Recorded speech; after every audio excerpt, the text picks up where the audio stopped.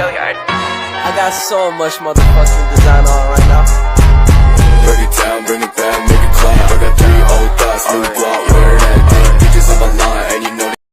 Connect the washing machine into the receptacle. Then we add water according to size.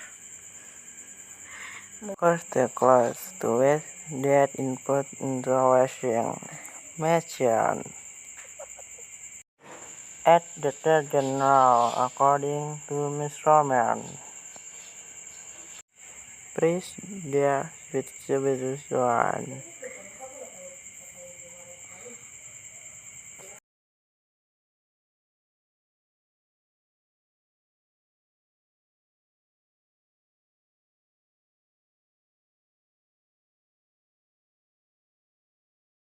After washing that, we drain the washed water that we wash.